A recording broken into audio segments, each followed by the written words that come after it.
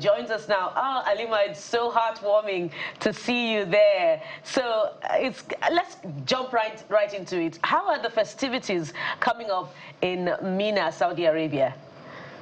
Yeah, as you can see, pilgrims are moving about. They are returning from the symbolic stoning of the devil ritual at Jamarat, and they'll stay in Mina for the next 3 to 4 days, and they'll continue the stoning and performing other sacrifices, and then they'll stay in prayer for the rest of the day.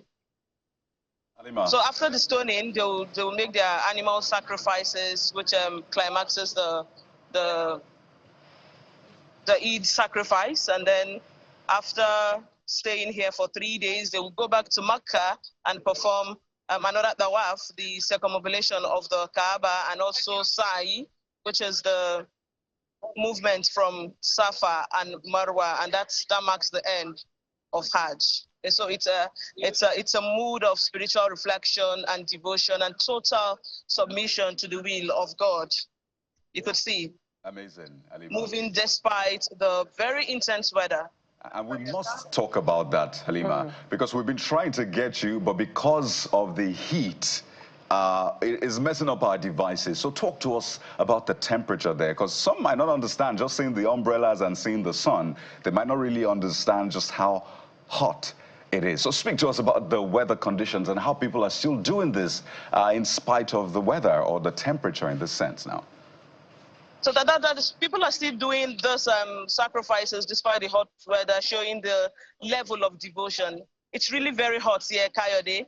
It's about 40 degrees. That's why you can see almost everyone with an umbrella, drinking water at every point.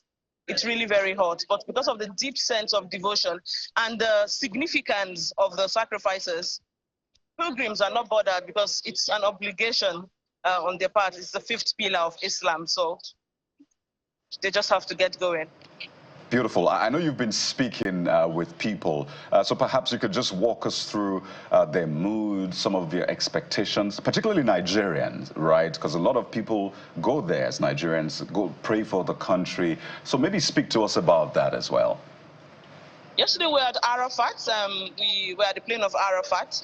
We were able to speak to some Nigerians, delegation from Plateau State and Sokoto State, and they spoke to us about the day of Arafat, and how much they've been praying for the country and our leaders. Especially the prayers are mostly centered on security, tackling poverty. You can play that. We spoke to 2 of them, one of them from Sokoto and one of them from Plateau State. Delegations from the state government, leaders, part of the leaders of the delegation from the state government of the 2 states. Well, Halima.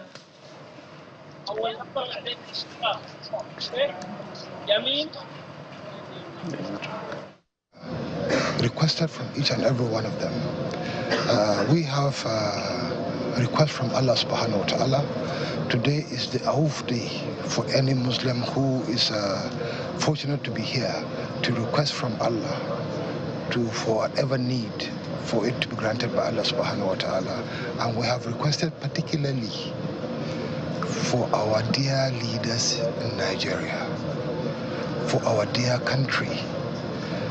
The issue of the poverty going on, the issue of insecurity.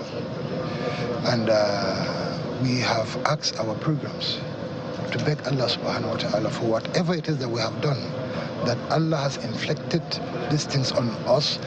We pray that we are forgiven, so that the Nigeria that we used to know can come back to the way it was before, so that this insecurity will end and the poverty in the land will reduce, so that people can go about their normal duties every day without struggling to survive for them and their families. So these are some of the things that we have requested from our programs, and we pray for Allah subhanahu wa ta'ala to grant our wishes.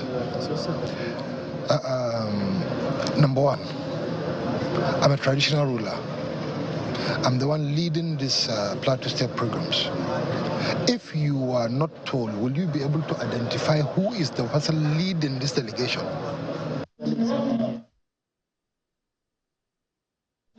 Today is Arafat Day, and we are on Arafat. And the congregation you are seeing here is a congregation of the pilgrims from Sokoto State who have combined together to pray for the country, to pray for the peaceful existence of the country, to pray for all the states of the Federation for peaceful existence. And particularly special prayers are offered for all the leaders leading the country. And that is why we are here. What message are you sending to Nigerians out there? Members of the Nigerian pilgrim or congregation community, if you would like, their, speaking on the direction of their prayers as they, worship and they continue with their experience in Saudi Arabia. Our correspondent Halima Gayam is still very much with us. Halima, just before we release you this morning, we've seen a number of your reports speaking to the effort of the Saudi government to improve the worship experience for pilgrims from all over the world. How has that impacted or improved in the experience of the pilgrims? And you can also share with us yours as a pilgrim. I think this year there was a lot of ease compared to last year. A lot of infrastructure were put in place to ensure that there is comfort, and then pilgrims exercise their rituals with ease and comfort, from technology across every sector, health, transportation, access to the grand mosques and access to holy sites. There was a lot of ease this year. And then also there was a lot of logistics and amenities provided to ensure that pilgrims performed their holy rites comfortably and safely. Amazing, and thank you so much, Halima Gayam. We'll keep tabs with you to get more high points of this year's Hajj and Lesser Hajj in Saudi Arabia. And remember the Morning Brief team and indeed all of Channels Television in your prayers. Yeah, indeed. Thank you very much. Eid Mubarak from I and Adeni. Thank you very much. Oh yes, Adeni Salahuddin is right behind the camera, also part of the team. Thank you to you as well. It's great to hear from you guys. We'll take a moment now, and when we return, there's an issue that is really shaking the world. It's between the world's richest man and the world's most powerful man. Yes, Elon Musk versus Donald Trump, the president of America. We'll touch on that in a moment, so stay with us. We'll be right back.